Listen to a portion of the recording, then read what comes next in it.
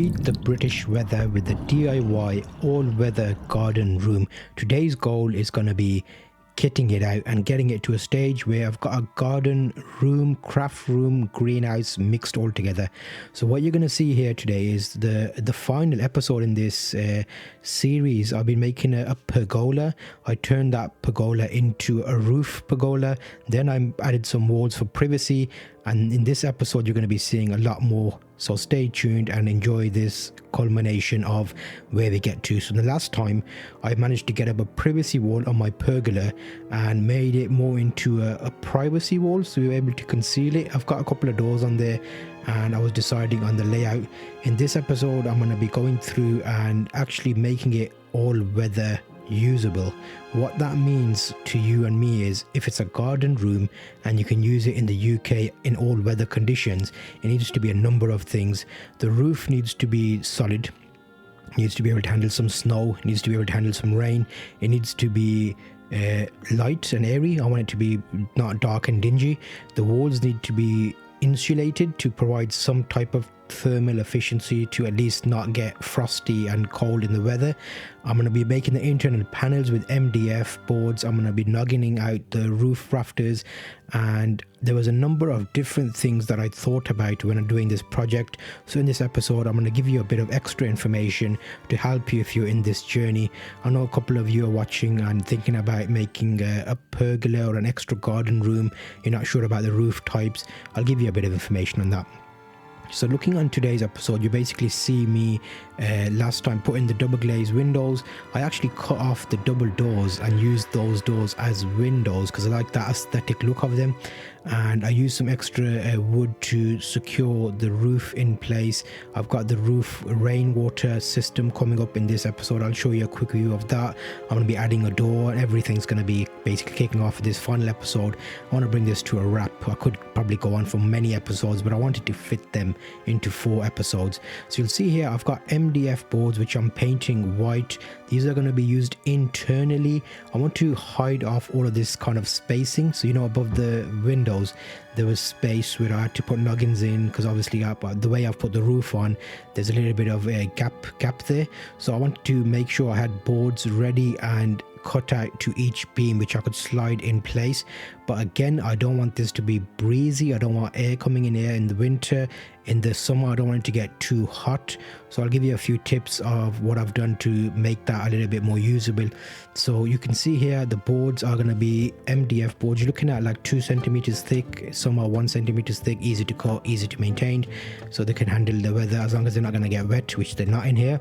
I've also got the lower boards as well, which are more like laminated panels. So they're like panels for the wall.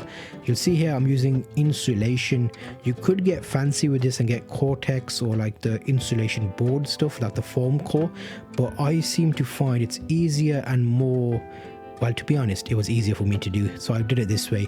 I had some extra loft insulation left over, so I'm filling these gaps up here just to create a bit of a sound barrier, so in rain you don't hear all the sounds from outside, as well as some insulation. So I filled up these gaps here. Behind those there's timber, 3x4 wood beams there anyway, so we're adding a bit of extra thermal efficiency here. And we got some bees already trying to get into the house. And then what I'm going to do is those boards that I've cut up and painted, I'm just going to slide them in place. I had a time lapse going of me doing this, so I've given you like a quick version of this. I will be putting out a full version uncut of the entire process in one episode, probably like a full movie theater experience for you, probably about 45 minutes. I'll try and keep it in, but I'm more likely 2 hours is how long it took to put all the video clips together, which I'm in the process of doing. Make sure you put your comments if you have questions and I can try and answer those. I might not in the full episode, I might just give you a music video just with like music to show you what I did and how that progressed, because you've got this explainer video of each episode here. Where each beam joins, you'll notice I've got a window in each one, the PVC window. So the beam, because it's a 3x4, we got 4 inches. The windows were only like 2.5 inches, so I had to do a lot of boarding up.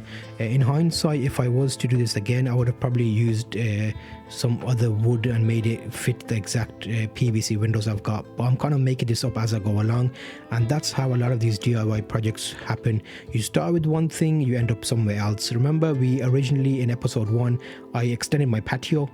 I got rid of weeds, and I thought, now I got a bigger patio, I want to use this nice patio in all weather conditions. I put a roof on, pergola. I thought that'd give me some shade, and then I decided to put the pergola, put a roof on. I could have gone down the shingles route, I could have gone down a felt roof, but all of those made it feel too much like a shed. I didn't want a shed, I wanted a nice airy contemporary feeling location, and I thought about the polycarb sheets. To be honest, they were cost effective, not too expensive. They've got decent thermal efficiency. If you get the multi-layer ones in them, the thicker ones, you get like 10 mil, 16 mil, and I think it's 24 mil if I'm right. They basically have more layers, so they act a little bit better. You could use it. It still will be cold in winter and slightly hot in summer, but if you've got windows, open them up, it won't be like a room in your house. So there will be some elements there, but if you've got a fan going, then you should be fine with circulation. I'll report back after I've used this throughout summer and let you know how it works. So you'll see here I've put insulation in between the bottom section. I'm adding the laminate boards in. These are different patterns because that's all I had. So I'm putting these down and just covering up. The top section's white, the lower section is a laminate, because I feel if I need to wipe it and I do like greenhouse growing tomatoes and stuff, veg and stuff, I'll prefer to have something a bit more weather resistant, so the lower panels are better. So overall I've gone through, and you'll notice here, remember I mentioned the frames are a bit thicker and there's gaps everywhere. All I'm having to do with this is use different types of wood to fill that up. So similar to how you would have a windowsill in your house, I'm using a timber here. I'll cut out little nuggins and push it in place just to give me the nice aesthetic and make it look a little bit more better. It's not a house room. Think of it like a garden office, a craft room, a greenhouse. Any one of those could work. So you'll notice now I've got the outside here. I was thinking about the drain pipes because I want to start finishing off everything. The wall of the house was not square. Shock horror. Semi-detached house from the mid-1900s, I'm assuming, somewhere in that region. The house is actually on a wonk. It's a bit slant. The brickies were all a bit drunk, I think. So the polycarbonates were all nice and square. However, I did need to go with the angle grinder, put up a little string line and cut off some extra little polycarb, maybe 2 or 3 centimeters, just to make it look square and nice, because otherwise my OCD would go mad. There are lots of different ways of doing this. This is how I've built it. If you're a professional builder, let me know in the comments what you would have done differently, what could have been better. But I found overall I was able to make this whole project work with me. And if I was counting all the days, it took me probably 6 days, 7 days in total.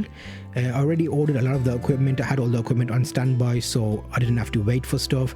I had all the nuts and bolts and the screws and like the roof fittings and the flashing and stuff. I've done this before on a smaller scale, so I know if you're planned, you can get through this a lot quicker. Otherwise, you end up leaving the project midway. I had the drain pipes all ready, so now I'm at the point where the inside's getting watertight. There's been some rain in the forecast, so I thought, you know what, let me get the gutters on. Give me a good chance to check it. I'm also going to put some rain butts on this as well, so catch some of that rainwater and use it for the plants, because it's just nice to have rainwater as opposed to this chlorinated stuff we get from the housing board water companies. So yeah, as we see here now, the conservatory, it looks like a garden room, it looks like a pergola, it looks like a conservatory, it looks like a outdoor living space, it's like an extension. It's all wood and plastic basically, and I've used a cladding on the front. I've used bits of pallet wood just under the doors where I've cut the doors in half, and it's worked out nice because look at those clouds coming in, and we had some nice drippage, water, rain, and I was able to check out the gutterage and see how that works. Overall, I'm very pleased with the polycarb. It's easy to fit, it's low maintenance, you shouldn't have to change this out. Like felt, you need to, every couple of years it dries out in the sun and you have to change it, so that's something to think about. This stuff should last a lot longer. The last time I did this, I'm still got the other house which I've still got that built outdoor greenhouse, and that's been about at least 6 or 7 years. I've not had to do anything to that. So it got a good pour. I managed to get a little video clip. I did put end caps on the polycarbs, which helps with that dripping water into the drain pipe. So there's a whole list of stuff you need for like polycarbs when you're buying them. You don't normally think about them, but when you finish you think, wait, I needed a lot more stuff. But I put them all in my checkout. Here I'm putting on a door, so I'll speak to you about that as well. Let me know if you want to know more about the polycarb roof, the woods and stuff. I might do like a dedicated episode answering questions if there's enough demand for it. But I've learned quite a lot of doing this a couple of times, and I feel like there's some things you can learn that help you out on your journey. especially if you're DIYing it, because at the moment it's very difficult to get builders and get this done, so you want to be able to do as much as you can yourself. So you see I've put in a PVC door, I've put in a frame. So now I'm starting to think about what I want to do with this space. I'm going to have an enclosed space here so I can access it via the garage, come out and go into the garden room, I'll call it. What I did here was I framed it out, double frame, and then you'll see I've got water butts there as well, so I've collected quite a lot of rainwater. Surprisingly enough, you'll be surprised how much water comes from rain. Like within 20 minutes those 200-litre streamline water butts got full, and I was surprised that okay, then there's a lot of rain that kind of fills all this stuff. So yeah, I built out a little wood frame, I insulated that frame, and I started getting a position ready for this. I have got internal patio doors that come into this space, but I don't really want to use those. I want them to be like this is accessed via the external outside. It's raining. Can you see the rain? So yeah, we got a nice pour. I had to get my little hat on to keep the rain out. Double glazed door fitted, put in place. Everything worked nicely. I was watertight within seconds, moments. And the door works nicely here. You can see what we will do is, as we work through this process, I'm going to start cleaning things up and making this a bit more towards the end. So you'll see here I've got a fridge there. I've got an extra fridge for Max. I'll keep his bones in there. I'm going to keep that here. I've got a bit of office stuff coming into here, like craft room, seating area, greenhouse. Put some insulation in the boarding, and then I actually used pallet wood. Just because I could. I was like, you know what, every project has a bit of pallet wood in there, doesn't it? Inside I did some laminate, and outside I did pallet wood, and then I went through and painted it with exterior quality paint just to give me that little bit of surety. So measuring out, it's a wonky roof because obviously we've got a 10% gradient on the roof, so the water comes off nicely. I maybe do a future video where I decide to finally use this space in a more productive way. For now, it's an extra space in the house. It's part of my small city house project, so if you're following along on the series, this is like episode 4 of this element of building outside, but I've actually done a lot more to the house and there's a lot more to come.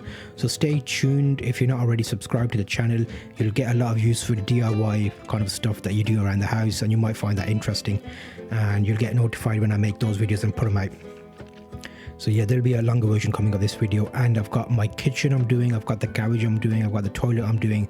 I'm building a massive garden garage door shed, which you'll love if you're into DIY stuff and a bit of redneck building.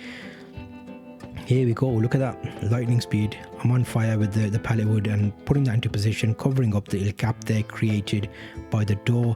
I was thinking about putting 2 double patio doors here, but to be honest, they were very expensive for what they were, and I was able to get a hold of this double glazed door, which worked out very nicely, and it's sufficient. It will work. Maybe in future I can easily take this out and put another door here if I need to, and I may even cover a lot more of this area. So let's just have a look at a quick preview of what we've got and what we've ended up with. In this series, I was basically building my outdoor pergola and making that into a space where I can use as a craft room, a greenhouse. I've ticked every box. I'm very pleased with the space. It's giving me good overall condition in hot weather. It's not getting too hot. I'm in a south facing garden, so I don't get most of the sun.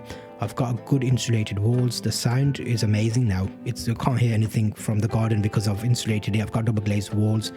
And you'd have also seen in the roof there, I actually put a bit of material on the roof battens just to stop the sun glaring down. So some of the sections I've left clear where the greenhouse is going to be. Some of the sections I've actually put a bit of fabric on the roof to stop some of the heat coming through, because when it gets hot, it can get very warm in a greenhouse type environment. I've got a little lazy boy, I've got a little table in the corner which I use for my laptop and editing. I've got a little sewing machine there for craft projects, couple of seating areas. Let me know what you call these seating areas. If you know, you know. And yeah, overall I'm pleased with this. It's nice, big, usable space, extra addition to the house, and it's built in a way that I envision it lasting number of years. My last one, 6 years I was using, and it was still there when I left the house. So I've built it in a way with treated timbers. I've painted the timbers. I've got a little corner area here for Max. Some of his food is stored in those shelves. I've got a fridge for Max, my dog, for Bones. I give him bones, so I store those in there. So it's a nice outdoor space, and we can easily chill here in the hot weather and the cold weather. I've got a double glazed door. You know what? Quite pleased. Make sure you join me in the next project in my next episode. Stay tuned because I'll be doing a lot more work and I want to bring a longer version of this episode to you. So on screen you'll see a bigger version of that, and I'll see you on that. I appreciate you joining me on this journey. I'll see you on the next episode, which is on screen now.